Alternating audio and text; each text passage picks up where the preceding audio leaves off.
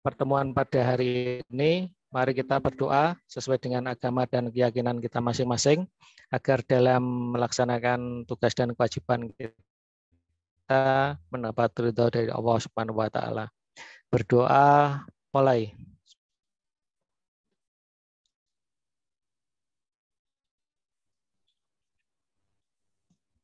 Berdoa selesai.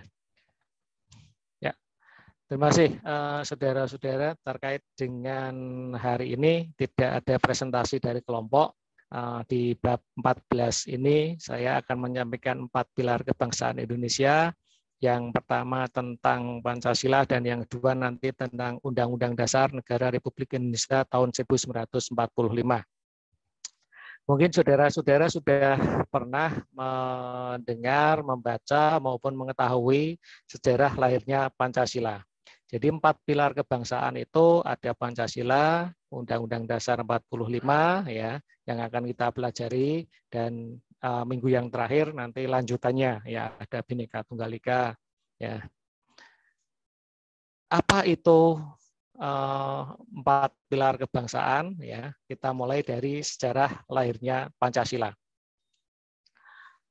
Sejak zaman dulu di kerajaan-kerajaan Nusantara dan masuknya agama Hindu, Buddha, kemudian Islam, itu unsur-unsur Pancasila sudah ada di masyarakat, yaitu terkait dengan sistem kepercayaan. Jadi orang-orang pada zaman dulu sebelum negara kita itu merdeka dan kita menjadi sebuah negara, itu masih dalam bentuk kerajaan-kerajaan. Nah, di sana agama Hindu, agama Buddha, agama Islam, itu unsur-unsur tentang Pancasila sudah ada. Sehingga kapan Pancasila itu lahir, ya sejak bangsa Indonesia itu ada. Itu yang kita pahami bersama.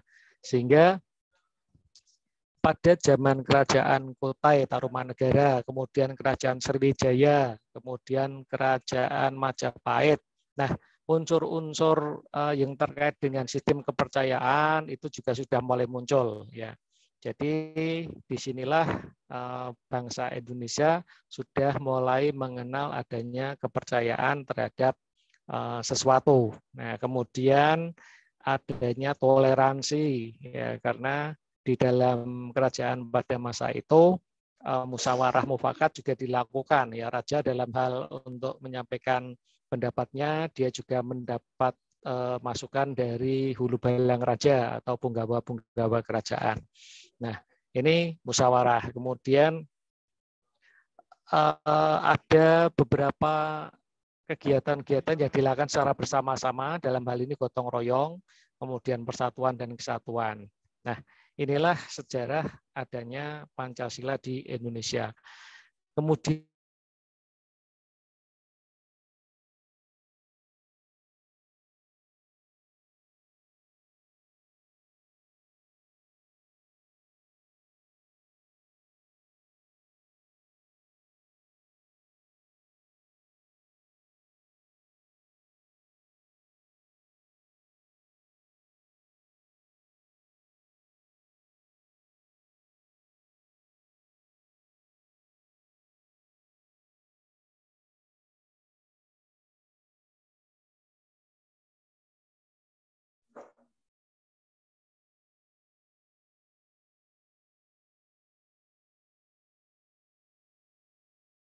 ya,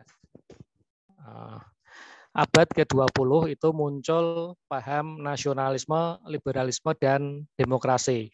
Nah, ini dimulai dengan munculnya organisasi-organisasi yang sudah bersifat nasionalisme, seperti adanya Budi Utomo, Syarikat Dagang Islam, Syarikat Islam, kemudian beberapa organisasi partai, yaitu juga sudah mulai muncul. Nah, perlawanan di abad ke-20 itu kemudian ditandai juga dengan pengaruh kemenangan bangsa Asia terhadap Eropa dan munculnya pergerakan nasional Indonesia. Jadi pergerakan nasional Indonesia sudah mulai muncul. Ya, artinya yang dulu bersifat kedaerahan, kemudian muncul bersifat kenasionalisme. Artinya kalau dulu hanya ingin mempertahankan wilayahnya, sekarang bagaimana bisa mempertahankan seluruh kesatuan. tumbuhnya organisasi modern. Nah, ini juga memunculkan perlawanan-perlawanan yang bersifat diplomasi kepada Belanda, VOC pada saat itu. Adanya organisasi-organisasi modern yang dulunya itu organisasinya itu belum ada, dengan adanya Budi Utomo, kemudian muncul organisasi-organisasi modern yang baru. Kemudian munculnya Sumpah Pemuda. Nah, disinilah mungkin saudara-saudara sudah pernah kita sampaikan tentang ikrar Sumpah Pemuda, yang mana di dalam pelaksanaan Sumpah Pemuda itu ada 3 hal yang menjadi penyemangat untuk Indonesia menjadi sebuah negara yang nantinya akan merdeka, yaitu 1 tumpah darah Indonesia, 1 tanah air Indonesia, dan 1 bahasa. Nah, Sumpah Pemuda ini menjadi awal pergerakan rakyat Indonesia, pemuda-pemudi Indonesia dalam rangka bersatu padu mengusir penjajah, baik dalam sistem diplomasi maupun dengan sistem perang. Nah, yang keenam adalah penjajahan Jepang. Ini perlawanan di abad 20 setelah Belanda tahun 42 itu kemudian diusir dari Indonesia oleh Jepang. Ya, kemudian kita dijajah oleh Jepang pada tahun 42 sampai dengan 45, 3,5 tahun. Tetapi penjajahan Jepang ini juga sama membuat rakyat menderita. Nah, ini kemudian ada sidang BPUPKI 1 dan 2, kemudian adanya pembentukan PPKI. Yang selanjutnya adalah Proklamasi 17 Agustus 45. Ini yang menetapkan Pancasila di dalam Undang-Undang Dasar 1945. Jadi sidang PPKI tanggal 18 Agustus 45 ini menetapkan ya di dalam pembukaan Undang-Undang Dasar 45 alinea yang keempat, disitulah tercantum Pancasila, ketuhanan yang Maha Esa sampai dengan keadilan sosial bagi seluruh rakyat Indonesia. Nah, Proklamasi 17 Agustus 45 itu merupakan tonggak sejarah lahirnya bangsa Indonesia sebagai bangsa yang merdeka. Kemudian bagaimana perumusan Pancasila?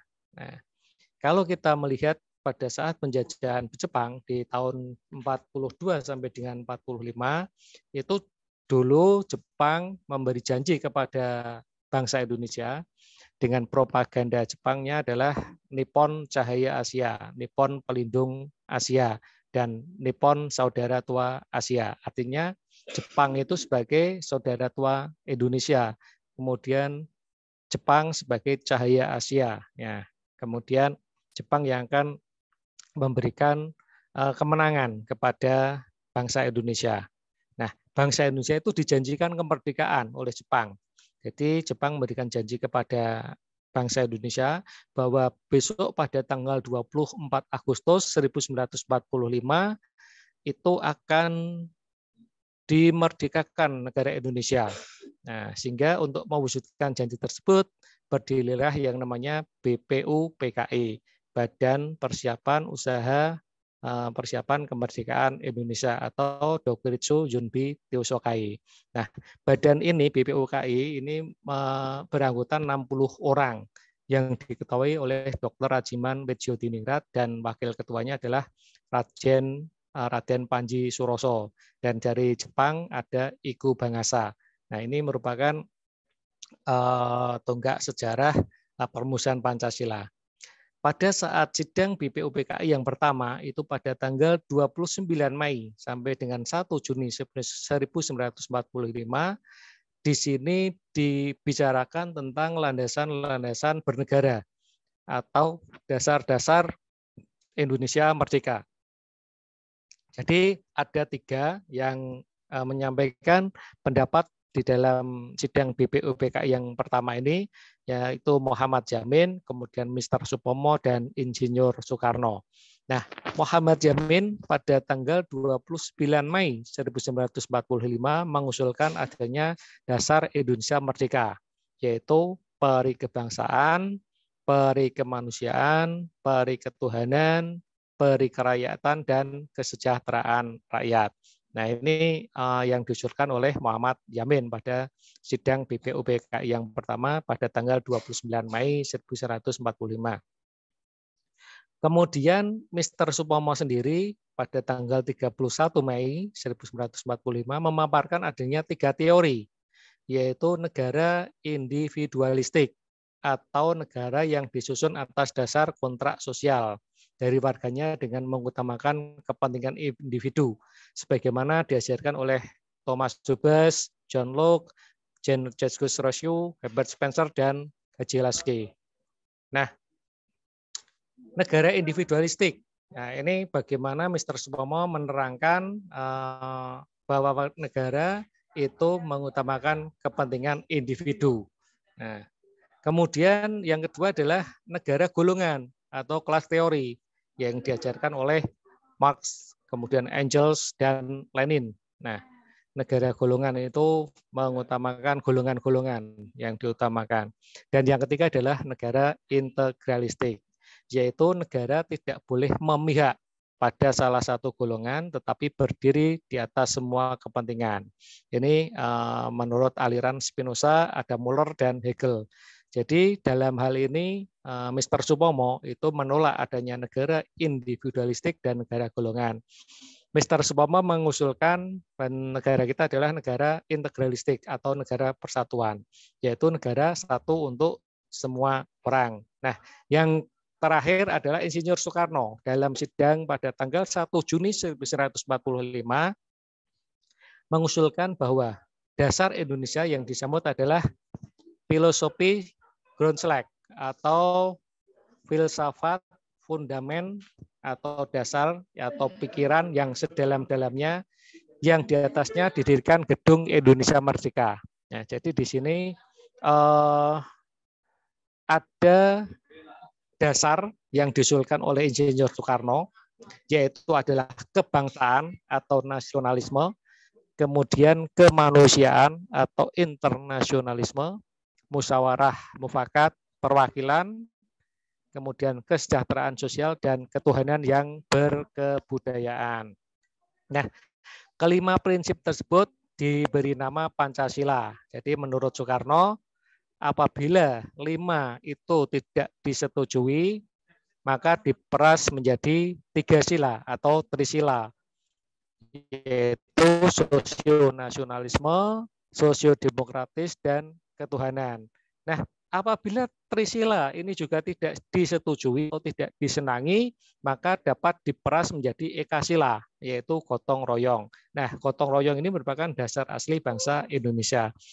Usulan Insinyur Soekarno pada tanggal 1 Juni 1945 ini yang merupakan sekarang dijadikan sebagai hari lahirnya Pancasila. Jadi kalau kita peringati pada tanggal 1 Juni itu hari lahirnya Pancasila, karena usulan Insinyur Soekarno itu yang menamakan prinsip-prinsip tersebut menjadi nama Pancasila.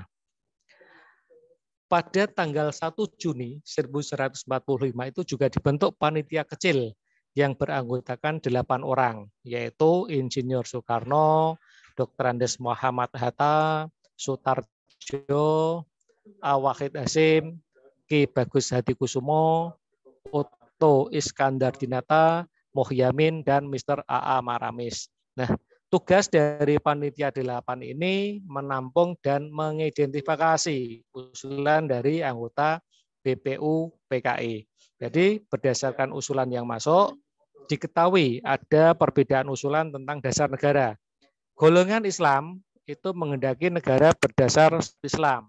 Kemudian sedang golongan nasionalis itu menghendaki negara tidak berdasarkan hukum agama tertentu. Nah, ini yang kemudian menjadi perdebatan, ya, karena di dalam Mukadimah pembukaan Undang-Undang Dasar 45 itu di situ ketuhanan dengan menjalankan syariat Islam bagi para pemeluknya. Nah, ada kata tambahan seperti itu yang dicantumkan dalam Piagam Jakarta.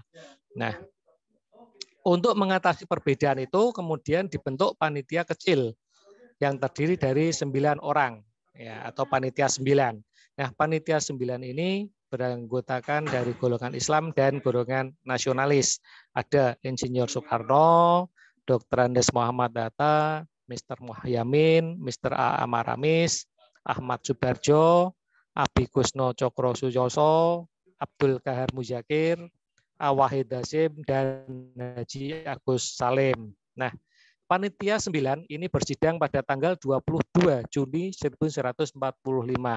Nah, menghasilkan kesepakatan dasar negara yang tertuang dalam alinea keempat rancangan preambul atau pembukaan, yaitu ketuhanan dengan kewajiban menjalankan syariat Islam bagi pemeluk-pemeluknya.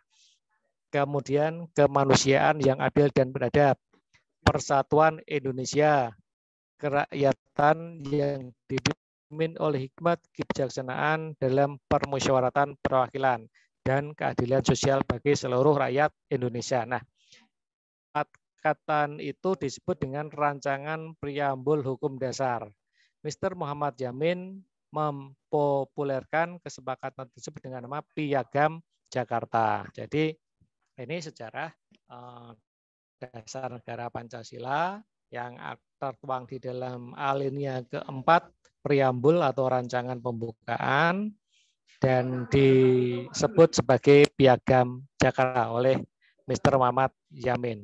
Nah, kemudian BPUPKI melanjutkan sidang yang kedua pada tanggal 10 sampai dengan 16 Juli ya 1945.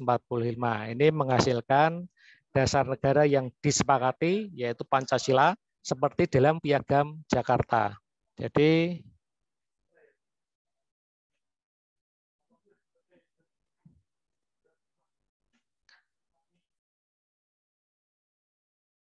kemudian disepakati dalam sidang BPUPKI kedua itu menjadi Pancasila sebagai dasar negara. Nah, bentuk negara kita kemudian dinamakan Republik.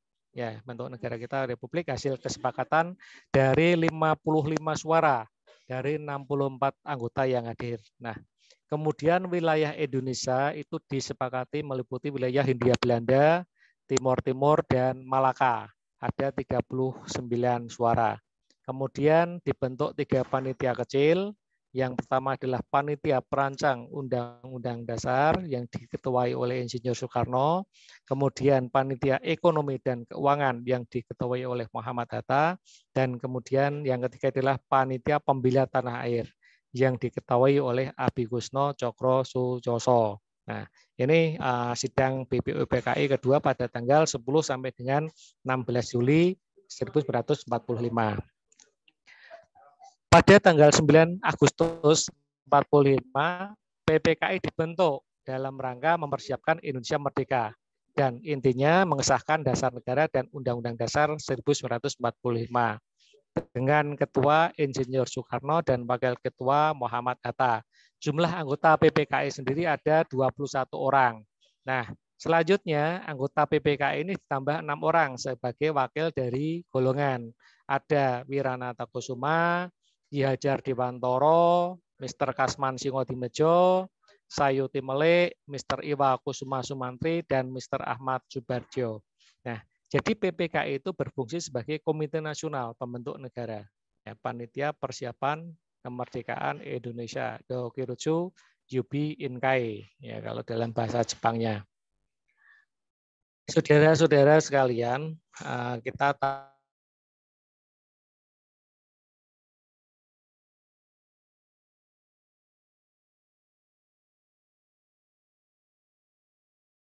dengan di bom atomnya Hiroshima Nagasaki sehingga Jepang bertekuk lutut pada sekutu. Nah, dengan Jepang menyerah pada sekutu, Indonesia mengalami kekosongan, ya kekosongan pemerintahan, kekosongan jabatan, ya kekosongan dalam hal segala sesuatu yang berkait dengan pemerintahan yang ada. Kemudian golongan pemuda pada saat itu ada Soekarni, ada Malik, Kusnaini, Sultan Syahrir, Sudarsono, Supomo, dan kawan-kawan meminta Soekarno untuk segera mengumumkan kemerdekaan Republik Indonesia. Sedangkan yang golongan-golongan tua itu masih berpikir dan masih banyak pertimbangan-pertimbangan.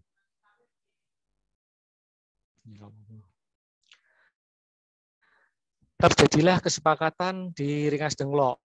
Proklamasi dilaksanakan pada hari Jumat tanggal 17 Agustus 1945 oleh Insinyur Soekarno dan Muhammad Hatta atas nama bangsa Indonesia. Nah, pada saat itulah Indonesia dinyatakan sebagai sebuah negara yang merdeka.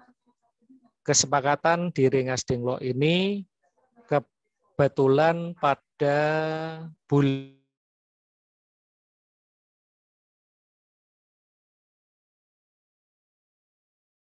Indonesia menyatakan dengan ini kemerdekaannya. Hal-hal yang mengenai pemindahan kekuasaan dan lain-lain diselenggarakan dengan cara saksama dan dalam tempo yang sesingkat-singkatnya.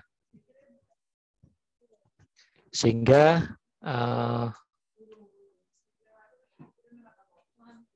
disinilah Indonesia sebagai sebuah negara yang merdeka, yang harus mengatur segala sesuatunya sendiri. Kemudian tanggal 18 Agustus, PPKI melaksanakan sidang pertama. Nah, sore hari setelah proklamasi datang, itu ada ofisir Jepang yang datang ke rumah Bung Hatta menyampaikan keberatan Wakil Indonesia bagian Timur terhadap 7 kata dalam sila pertama Piagam Jakarta. Jadi orang-orang Indonesia bagian Timur itu menyampaikan kepada Bung Hatta bahwa kalimat 7 kata dalam sila pertama, yaitu dengan menjalankan syariat Islam bagi para penolongnya, itu menjadi keberatan. Nah, disinilah sebelum sidang, Bung Hatta menemui wakil-wakil Islam. Ya, akhirnya disepakati untuk menghilangkan 7 kata tersebut. Inilah yang disebut dengan nasionalisme sejati. Bagaimana kita pada saat itu mengutamakan kepentingan umum.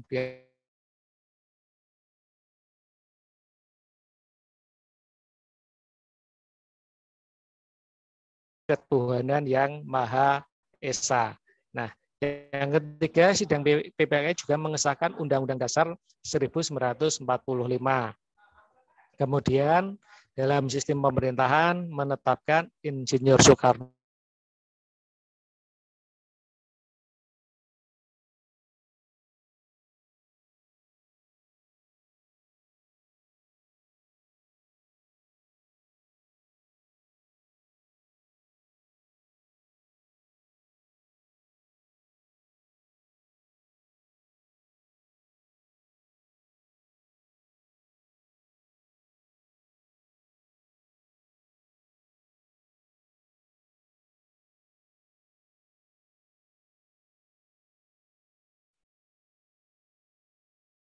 ya.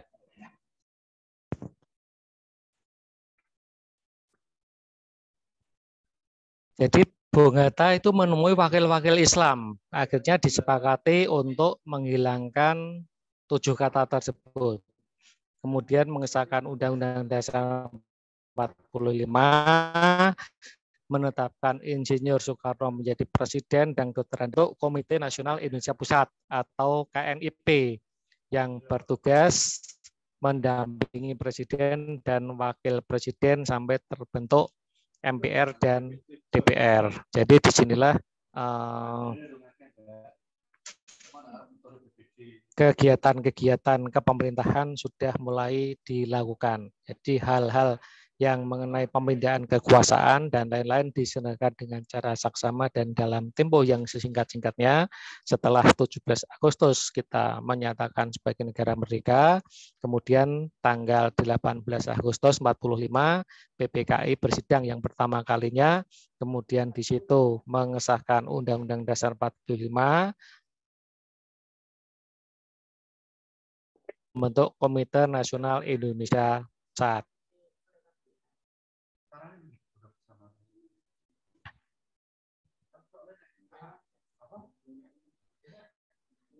Pancasila itu memiliki sebutan atau fungsi atau kedudukan dalam sistem ketatanegaraan Indonesia. Jadi Pancasila itu sebagai dasar negara. Kemudian Pancasila juga sebagai ideologi nasional, sebagai falsafah negara, pandangan hidup bangsa, perjanjian luhur, ya, way of life, dan banyak lagi fungsi Pancasila. Kemudian rakyat Indonesia menganggap bahwa Pancasila itu sangat penting karena keberadaannya dapat menjadi perekat bangsa, pemersatu bangsa, dan tentunya menjadi identitas nasional. Makanya identitas bangsa Indonesia pada saat itu adalah Pancasila. Karena Pancasila juga memiliki fungsi yang macam-macam, ya. Sebagai dasar negara, ya. Kemudian ideologi nasional, falsafah negara, pandangan hidup. Nah, itu adalah fungsi dari Pancasila. Pancasila sebagai identitas nasional itu memiliki makna bahwa seluruh rakyat Indonesia seyogianya menjadikan Pancasila sebagai landasan berpikir, kemudian landasan bersikap, dan landasan bertingkah laku dalam kehidupan sehari-hari. Cara berpikir, bersikap, dan bertingkah laku bangsa Indonesia itu menjadi pembeda, ya, dari cara berpikir dan bersifat serta bertingkah laku dari bangsa-bangsa lain. Inilah yang menjadikan Indonesia berbeda dengan negara-negara lain.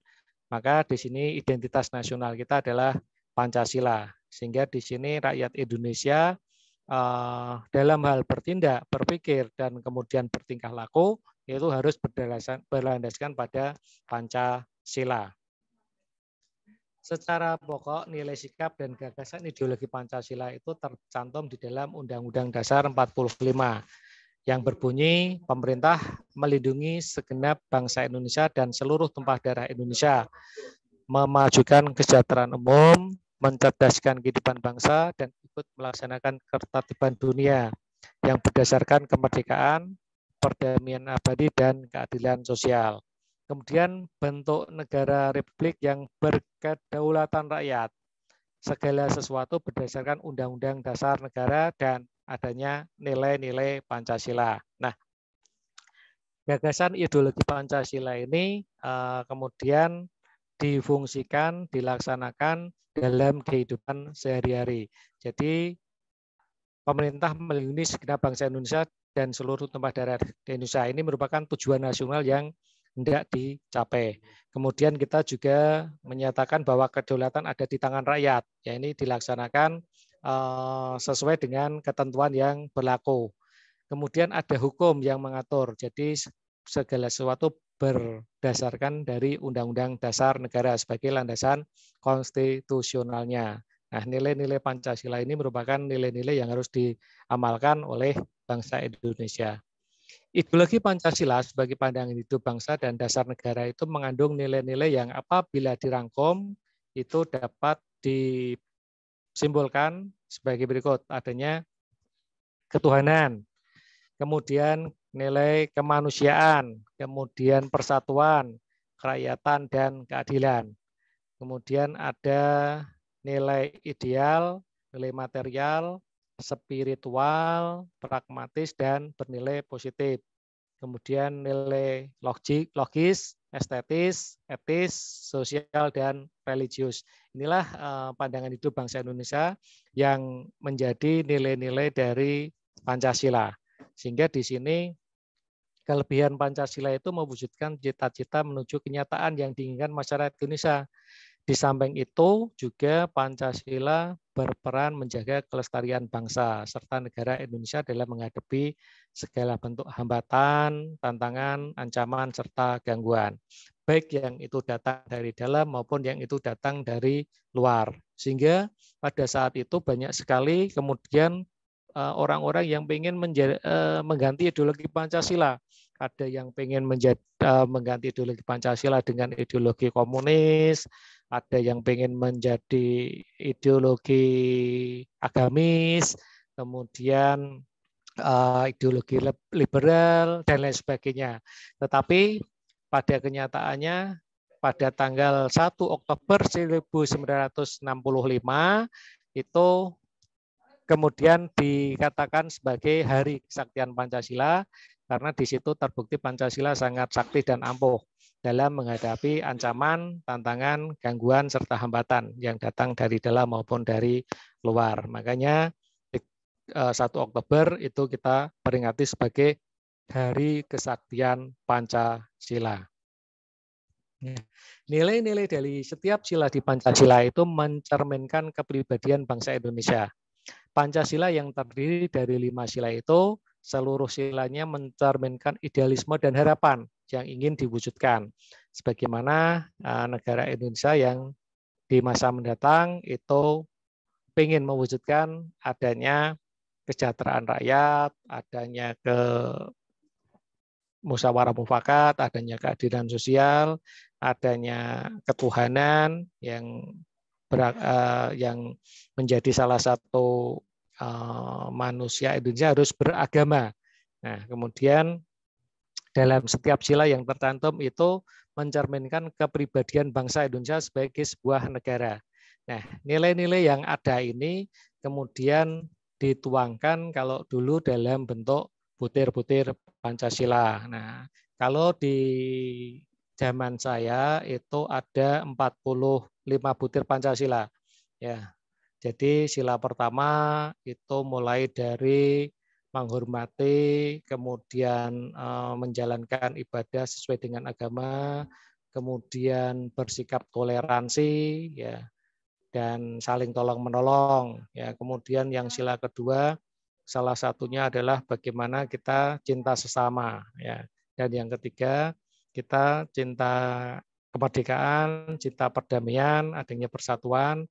Yang kemudian nilai yang keempat adalah nilai kerakyatan, di mana itu musyawarah untuk mufakat sebagai salah satu pengambil keputusan, dan keadilan sosial bagi seluruh rakyat Indonesia mencerminkan bagaimana masyarakat Indonesia itu nanti bisa adil, makmur, sejahtera. Nah, jika dijabarkan masing-masing sila di ideologi Pancasila itu mencerminkan kehidupan bangsa Indonesia dan sebagai sebuah dasar negara yang meliputi setiap aspek kehidupan. Jadi sila yang pertama, ketuhanan yang Maha Esa, itu mencerminkan bahwa masyarakat Indonesia memiliki keyakinan terhadap Tuhan. Jadi menjalankan seluruh perintah-perintahnya dan menjauhi seluruh larangan-larangannya.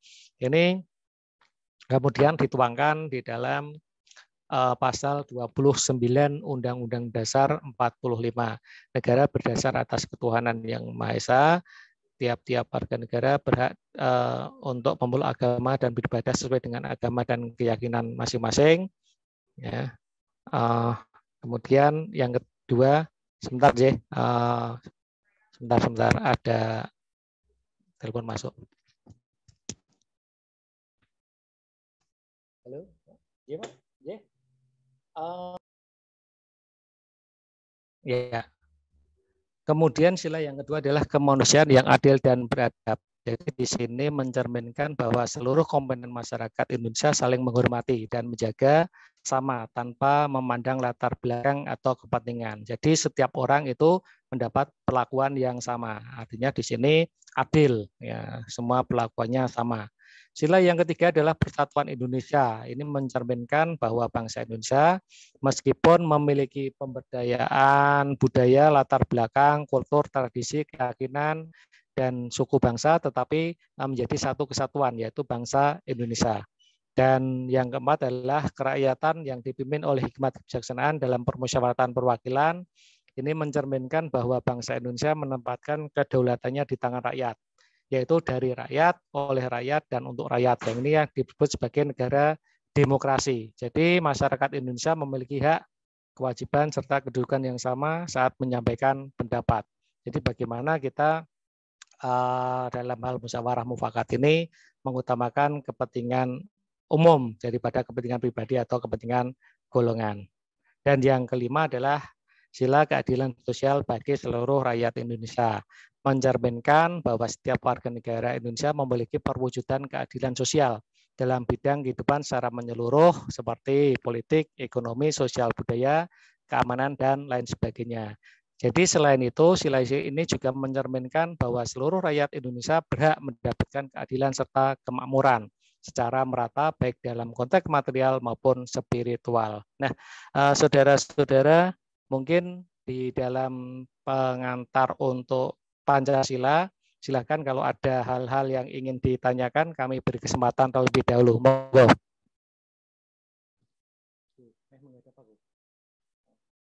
wis ketemu Pak Kabid. Belum. Sing iki sing kaitane sing endi?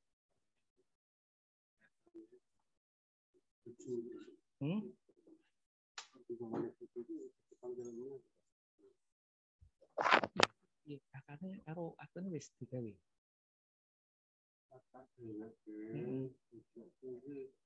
Karena itu nahan takon njaluk surat kelahiran. Oh, kalau oke, baik, kalau tidak ada yang ditanyakan, saya lanjutkan.